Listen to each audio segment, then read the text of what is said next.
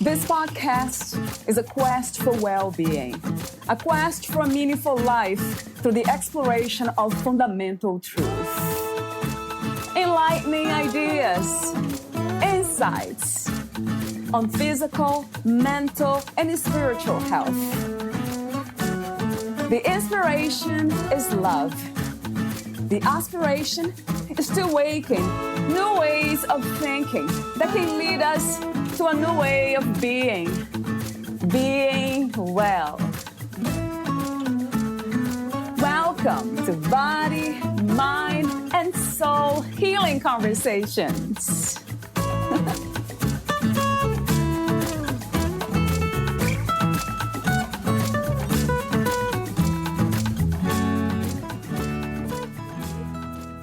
Valeria interviews Carol Edmondson, the author of The Healing Power of Doodling, mindfulness therapy to deal with stress, fear, and life challenges. Carol Edmondson is an inspirational speaker and two-time breast cancer conqueror, committed to impacting quality of life by weaving a connection between mind, body, and spirit through the creativity of doodling. She became an author and speaker quite by accident. All it took was one suspicious mammogram, and her world, the way she knew it, changed forever. She shares her inspirational message with children and adults, from schools to healthcare settings. Carol has studied with some of the most influential thought leaders in the human potential movement, including Jean Houston and Caroline Myss, and a meditation master since 1988. Her story has been featured in publications including the International Journal of Healing and Caring and the Chicken Soup for Breast Cancer Survivors Soul, along with major media outlets such as the New York Times. She has authored 3 books. Her latest book, The Healing Power of Doodling, Mindfulness Therapy to Deal with Stress, Fear, and Life Challenges, became an Amazon #1 new release and Amazon bestseller 2020. Carol received a BS in physical therapy from the University of Southern California and currently resides in Southern California. Prior to embarking on her sacred Doodles work, Carol served as the Orange County, California coordinator for former First Lady Nancy Reagan's drug prevention program, Just Say No clubs for school-aged children. Meet Carol at Thedoodleladycom. Here is the interview with Carol Edmondson.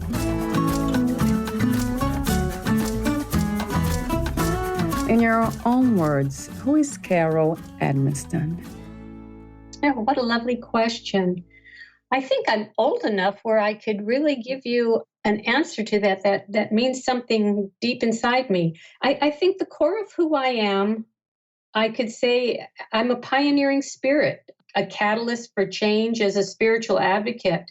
My life is just ever expanding on this journey, which I look at as it's a spiral adventure for me that just has consisted of so many different beginnings and middles and endings. Each of them has just been so filled with an opportunity for me to really discover that the sacredness of who I am.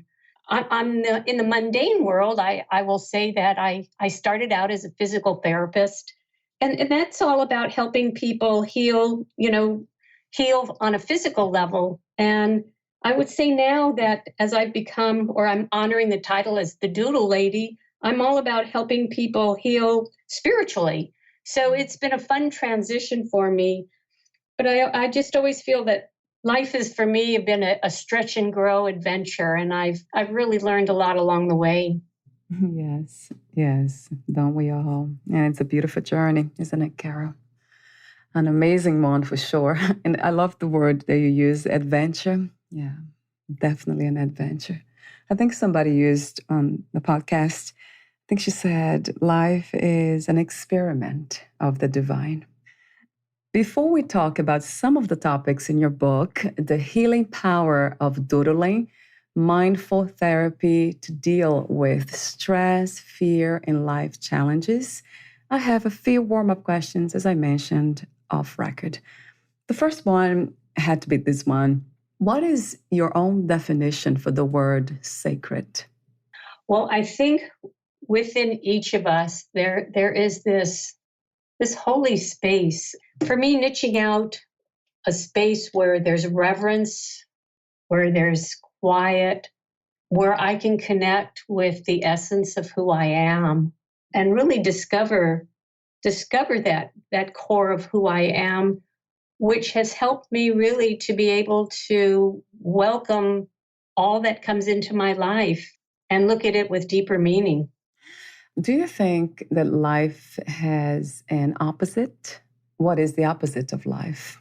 Well, what would come to me immediately on that question would be when we no longer exist. I mean, I think life is such a wonderful adventure that really provides us with rich opportunities to grow and expand and be transformed along the way.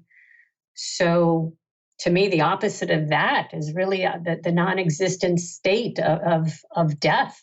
We are no longer in that space of being able to explore and experience all that we are meant to explore. And that might be beyond our understanding of death, right? Of physical death. What do you think is the ultimate purpose of the human experience?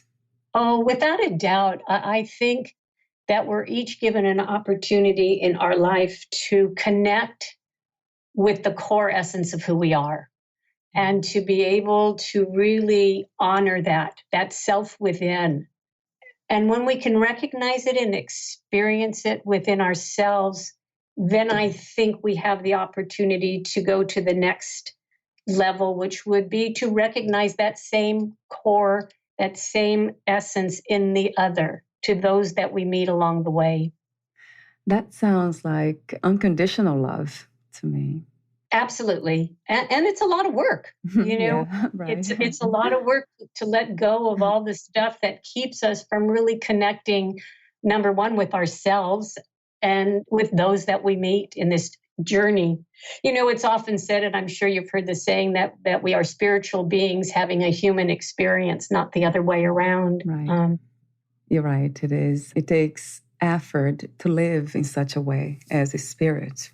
No doubt about it. Yeah, a lot of self-effort along the way.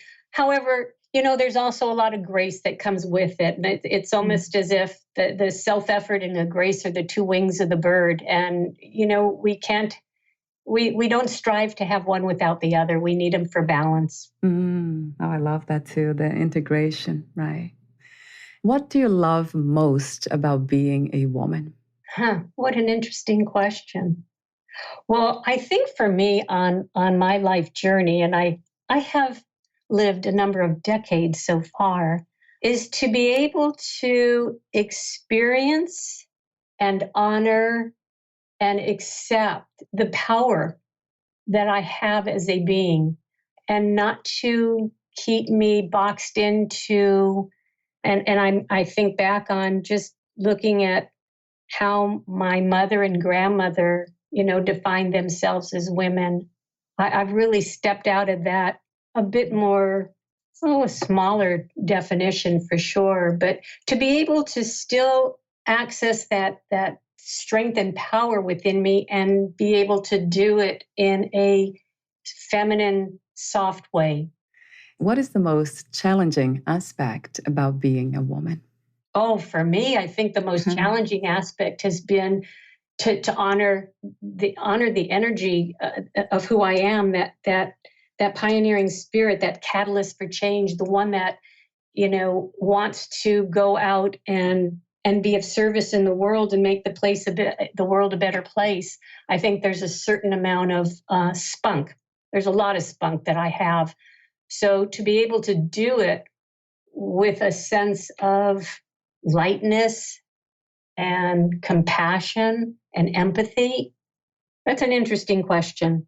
Yeah, that's an interesting perspective in life because we know that they are those two energies, the feminine and the masculine. And you mentioned the word balance before. So in a way, it's all about balancing these energies, or balancing everything that life has to offer, right, Carol? Absolutely. Yeah, I've taken on a numbers of advocacy projects out in the world that have really required me to step up to the plate and with a sense of strength, and yet at the same time to want to balance it with a gentleness of, the way we can create change is not by just with a fist out there, but there is a quieter energy that one brings to the table of really listening and having empathy. It is the balance between, the masculine and the feminine. Yes, yeah. And it's really beautiful when we can reach that state of balancing them. Not sure if we can be balanced every day, every moment, but it is a beautiful goal. Well, I think the wonderful thing about finding ourselves in moments when we know we are not in balance is just the awareness and the recognition that perhaps I'm only standing on one leg and maybe life would be easier if I stood on two. So just that moment of awareness that perhaps you need to come back and take a moment to breathe and to pause. So I never mind when I stumble, because it's in that space of stumbling that you can kind of take a look at maybe perhaps why you did fall and then figure out how to get back up. That implies also that you know the way back, and that's wisdom. I think you called also trust. I love that word, this idea of trusting life. Even when life it's extremely challenging and we are going through moments of difficulties, we still trust. Your message is so powerful because you mentioned that word so many times in your book. Well, I didn't always understand it at all. I've come to look at it, we're living in a time I look at now as divinely inspired, orderly chaos. Yeah. I've had wonderful opportunities to really have to explore what trust and faith were all about. And I think that's what the gift of cancer was for me. I discovered that, something like a diagnosis like cancer can really throw you for a loop. For me, it put me right into an unknown middle. And I felt so much safer in the world knowing beginnings, middles, and endings. But when you don't have a sense of the ending, I came to realize that I really had no idea what faith and trust were all about. So to really have that moment in time to explore that and learn about it and experience it, boy, I tell you, that was one of the great gifts for me. I will always look back at that chapter in my life and have gratitude in a way. Yeah, that's amazing. I have specific questions for you about that. But before that, let me ask you a few more questions. What is the meaning of freedom to you? What is to be free, finally? I think for me, freedom means to let go of my hook into dragging in a lot of yesterday's experiences and letting go of my hook into the unknown tomorrows, and just be able to show up in this moment, having faith and trust that everything I need, I have within me to access. Yeah, being in the moment. We hear that phrase a lot.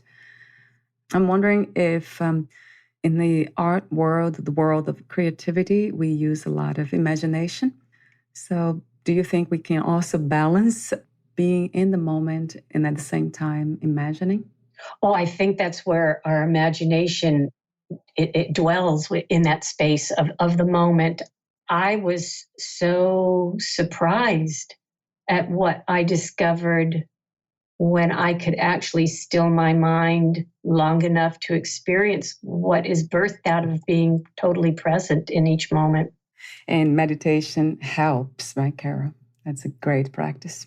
I had been meditating for a number of years prior to the journey through cancer. And, I'm a person that probably, I'm like the Energizer bunny with 10 Duracell batteries in me. So for me to just be kind of quiet in that space when you're meditating, I had never really experienced that before, but I discovered that there's an amazing amount of creativity that can bubble forth, and in trusting the intuitive voice and all the wisdom that bubbles to the surface.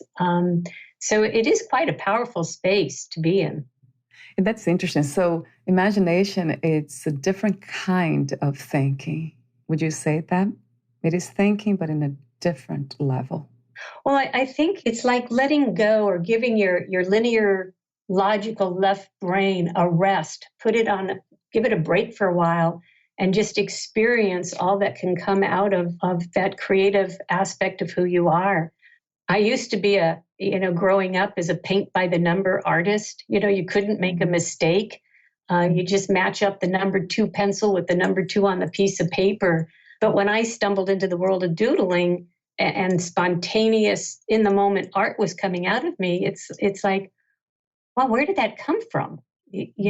My mind, I kind of turned it off because I wasn't following any rules or anything. And I was just shocked at creatively what came out of me. But I think I was also very shocked at inherent wisdom that we each have, that sometimes we get so wrapped up in our busy lives that we lose sight of all that we have within us that we can access. True. So true. At this time, what do you think is the world's greatest need?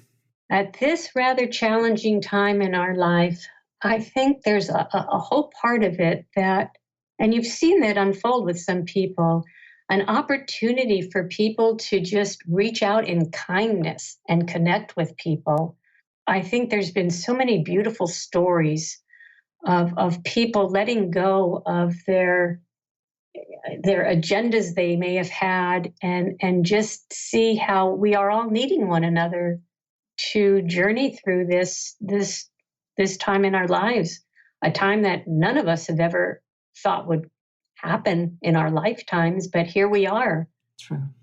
And it's really asking us to really go within and kind of pull up within us the greatness, the goodness, the kindness of who we are. I have 2 more warm-up questions for you. The next one is about love.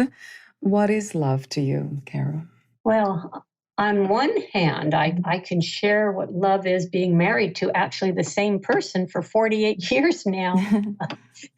It's totally learning how to accept yourself for who you are, and in turn being able to accept the other for who they are, and having respect, and being able to always find the lightness of every situation. I grew up in a very humorous home. It's part of the DNA of my family. And, I think the 2 qualities that have come out of being raised with parents like I had, was the humor and having shared integrity, and just being able to really appreciate the other, even when you may not agree.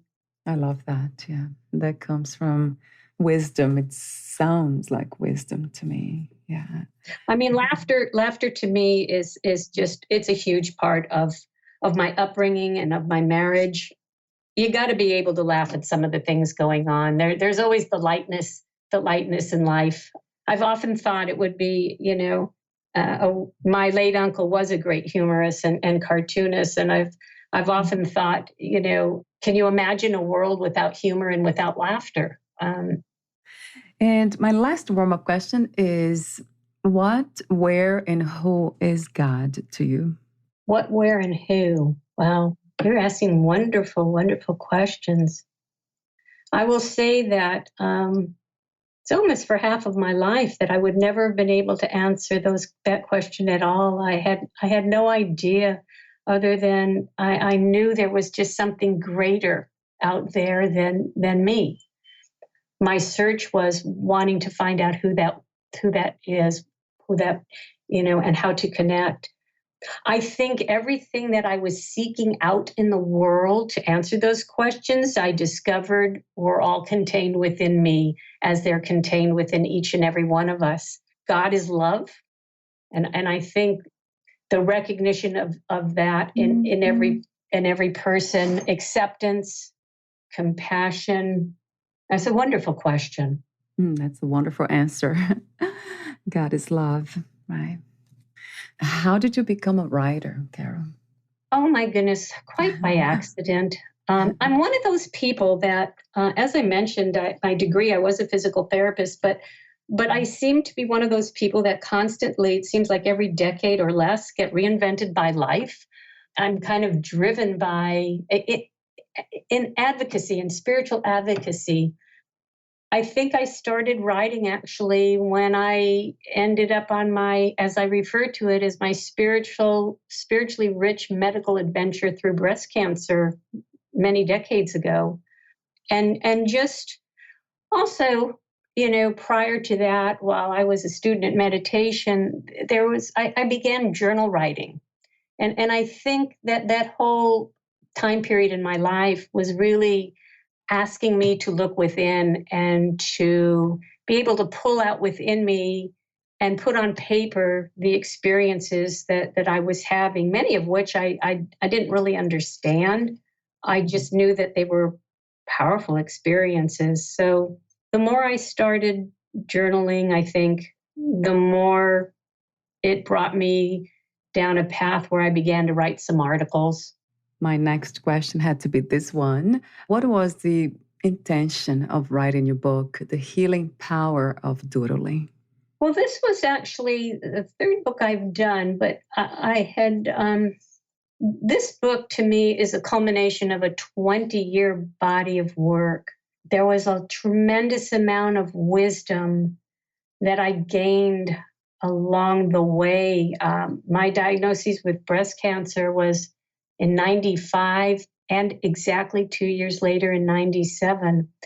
And so I always felt that I was learning so much about myself as I journeyed through this medical adventure. And so I continually was writing and doing a lot of journaling. And there was a lot of wisdom that I was able to discover for myself. And so I wanted to put it together in a book that included my art, that included blank pages, for the reader to journal in, to doodle in. So it's a book that it's a hands-on book that really will give you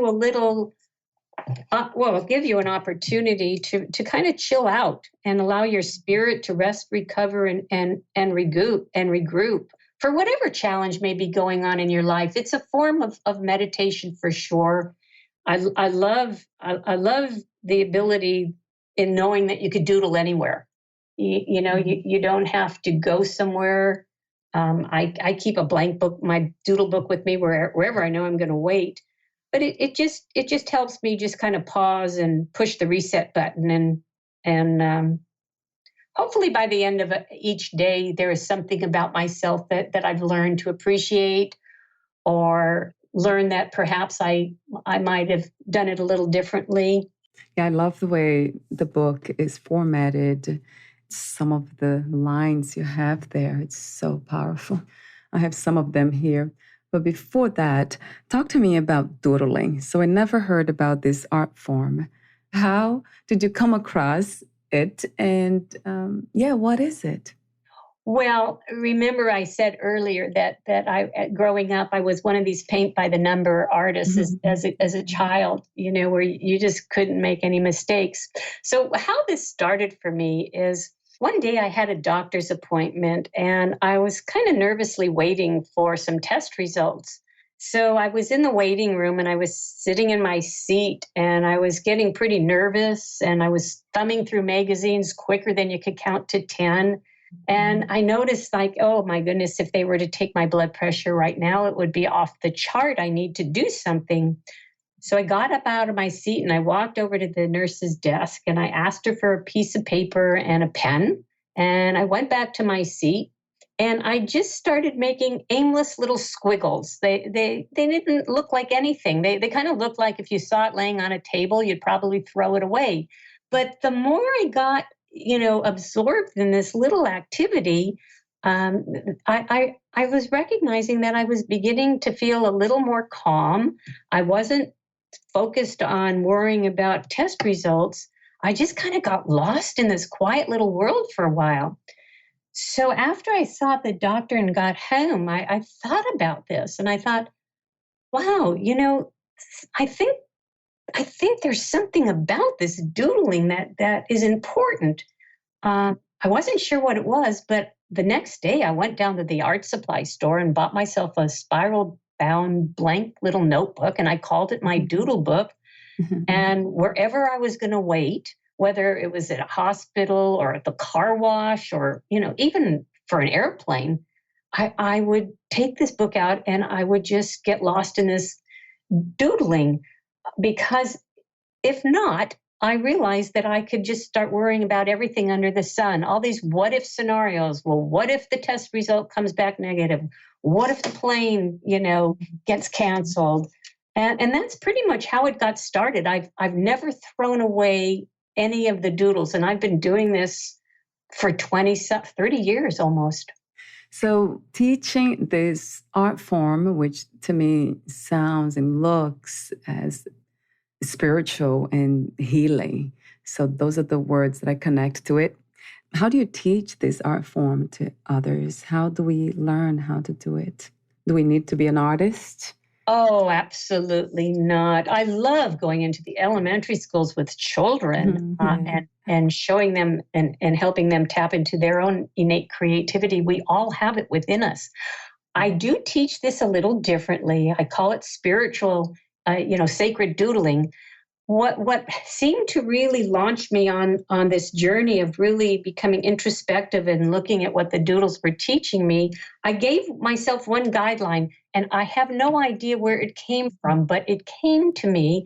Because I recognize that if we can just get out of that linear logical world that is so hooked into imagining certain scenarios or the way things should be, and step into this spontaneous moment in time. So the outline, the method I use is, if you were just to have the piece of paper in front of you right now with a pen in your hand, what you're going to do is, in only the time it takes maybe to breathe in and breathe out, a short amount of time, with your pen resting on the paper, you are going to make an outline beginning and ending at the same point without lifting your pen off the paper, and do it in a very short amount of time. Now, for those that are perfectionists, as I could be, don't worry about if the beginning and end don't come together exactly, but give it your best shot.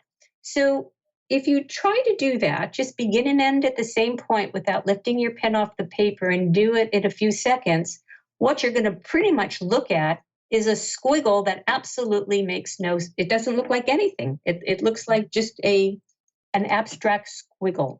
But then what I want you to do, and I will say this is pretty much sometimes how life can unfold. Sometimes you end up with something that makes no sense in your life. But now I would like to invite you to go back and fill in that doodle with whatever you like. You can choose it, hearts, lines, dots.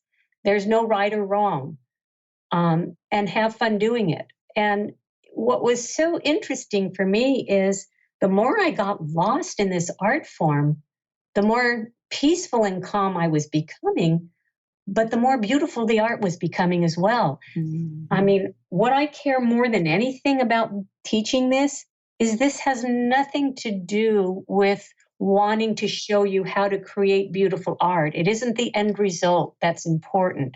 It's about how you engage in the process. Can you show up in this creative, spontaneous moment in time? And just for the time you're doing this, put aside everything you're worrying about that is still on your plate for later on in the day or tomorrow, and let go of everything that you just left. Maybe the meeting that didn't go well, or the kids running crazy in the house. Just for now, push that aside and just actually get lost in this creative process. Yeah, it sounds like magic to me.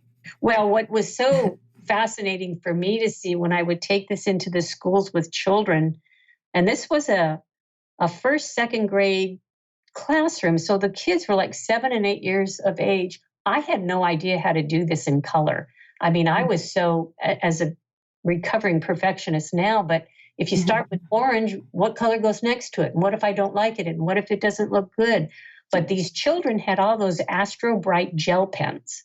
And when I went around the room and looking at their doodles, what they were doing, I actually was so awestruck because they looked like stained glass. They were beautiful. Wow. So I came in as a teacher that day, and I actually left as a student. So these little ones taught me how to doodle.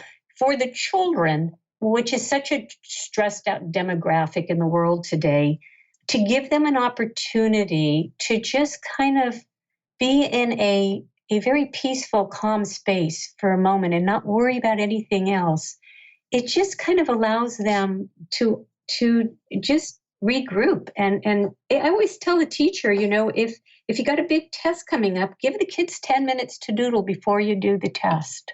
For people that are in professional people in meetings, before you start that brainstorming meeting, take 10, 15 minutes as a group and just get lost in this, in the doodling process. Get out of your left brain, linear logical mind, trying to figure out everything you want to accomplish in your meeting, and just get lost in the moment.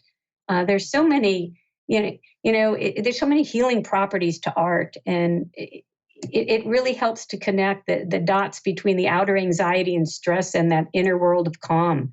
As they say, you don't really need to know where you're going. You just need to know where you are. I love that. Boy, I love that.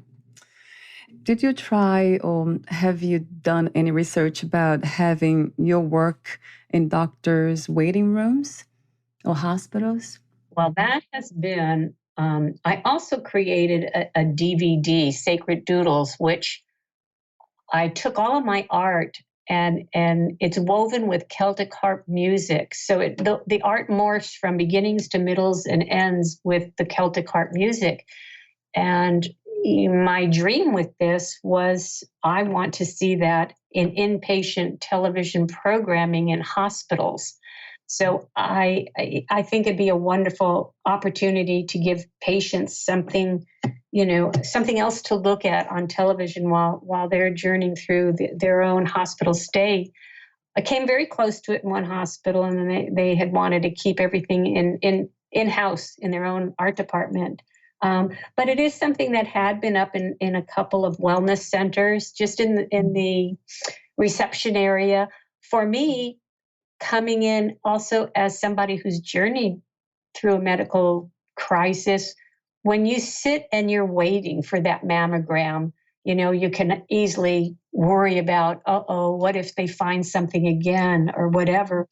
But to be able to have this playing, you look at the art and you can just get so lost in it. So it does, especially when you add music. It's another element that really can help kind of diffuse some of that stress and that anxiety. Have you tried recently again with the hospitals, or you gave it a break? No, I'm going to. Yeah, what an interesting time now that we've got everybody doing, doctor appointments on Zoom and et cetera.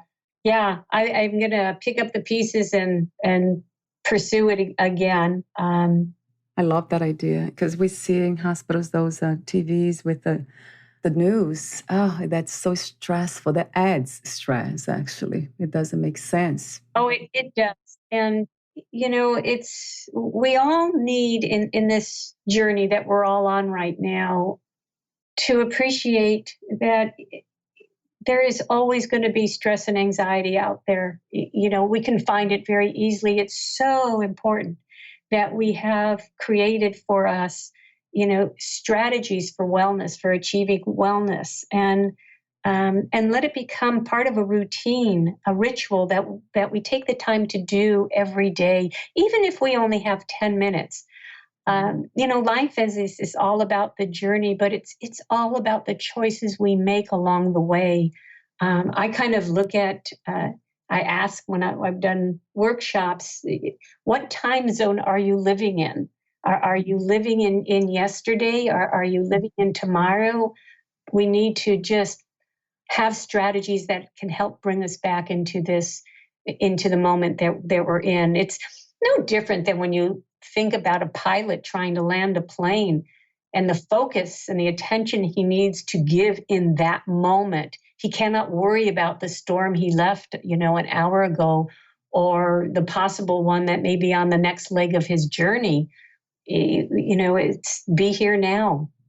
I love what you wrote in your book. I truly felt that breast cancer could teach me about learning to trust in the process of life exactly as it unfolds. Powerful, statement. Yeah, when I look back and think back about the adventures that, along the way, it's interesting. I think one great thing is to be able to kind of step back and maybe just be a witness to the things going on in your life and watch how you react to something, or do you respond to something.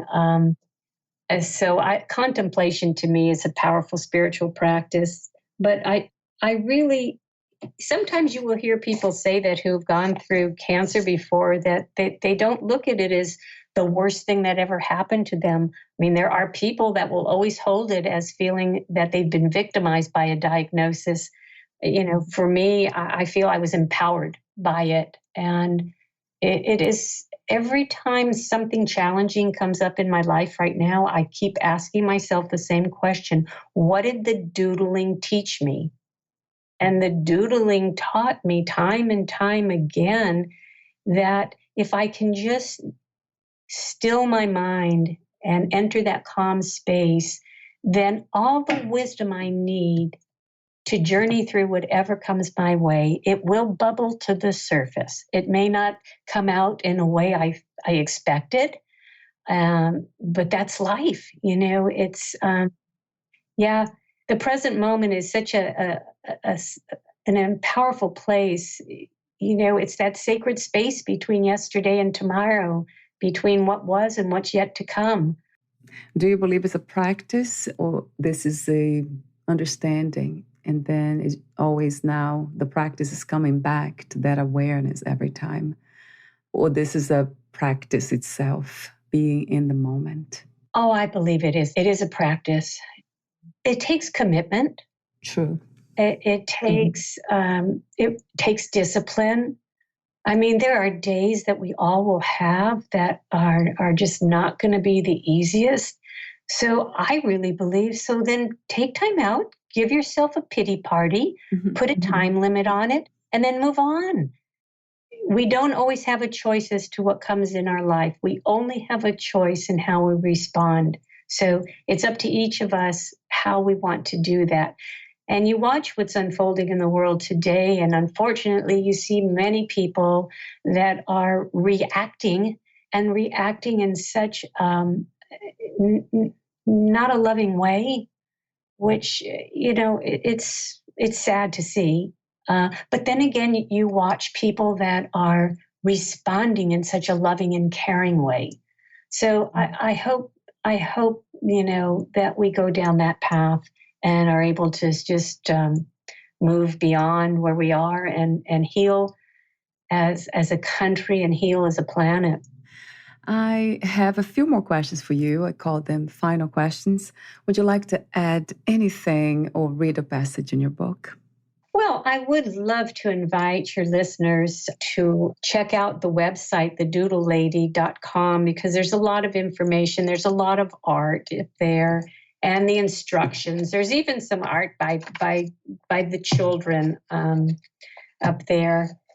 Well, I actually just opened the page and I'll read what is on this page. It actually has a doodle that when my granddaughter was just little, she did the outline for it, and I filled it in for her, and it turned out to me looking like a swan.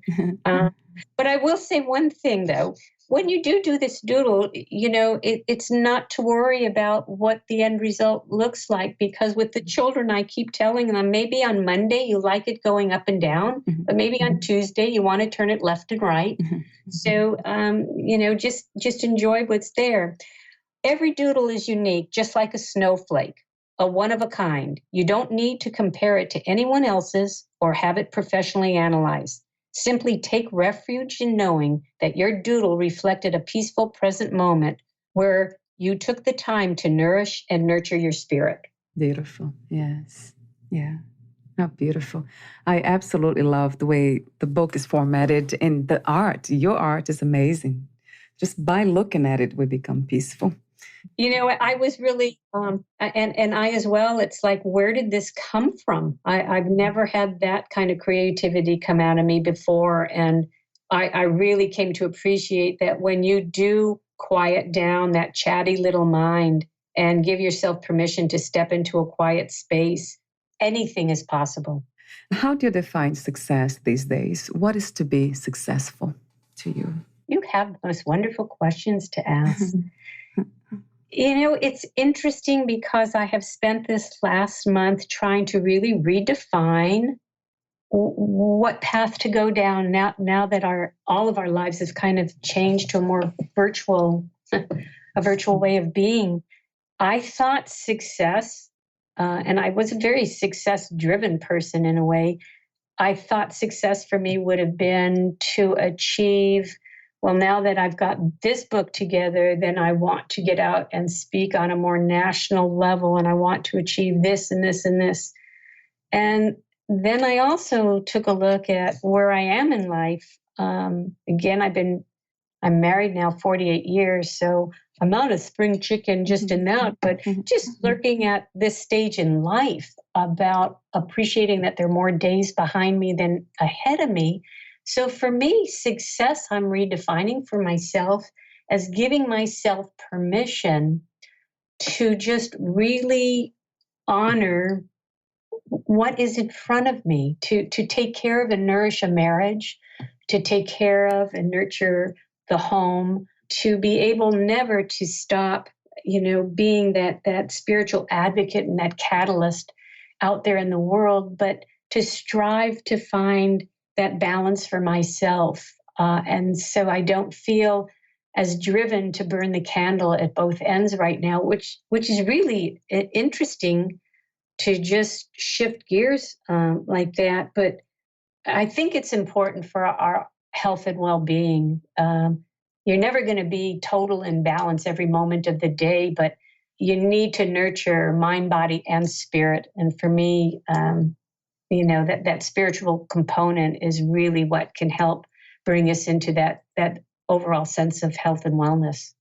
And I have two more questions. The next one, if you knew you would die soon, meaning losing the body, would you make any change in your life or do anything differently? No. I mean, there are some life adventures and chapters I've had that have, landed me in a lot of tears and, but out of them, I have always been driven to look deep within and discover what this was here to teach me about myself. So I really wouldn't change a thing. Wow. I really wouldn't.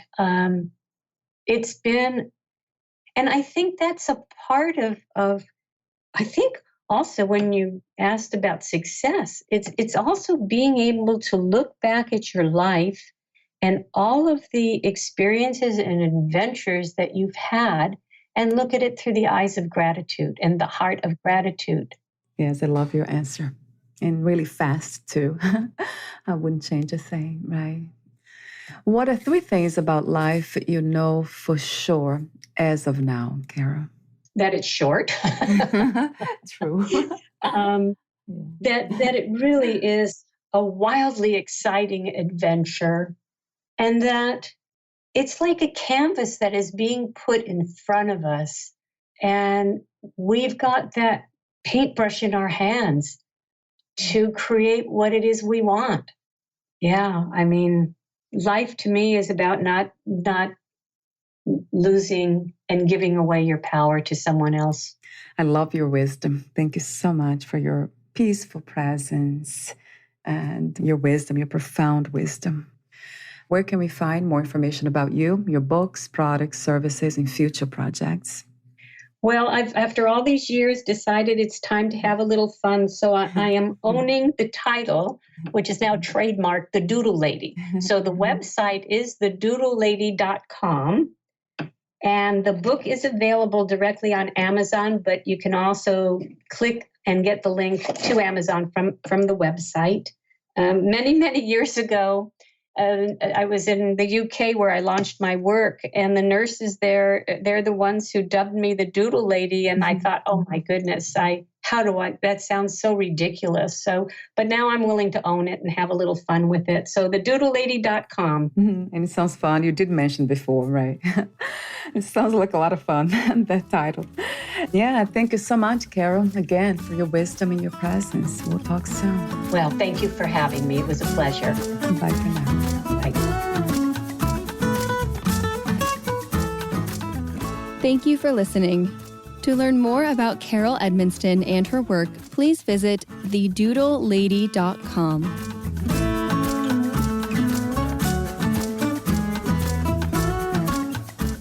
To learn more about this podcast, please visit fitforjoy.org/podcast.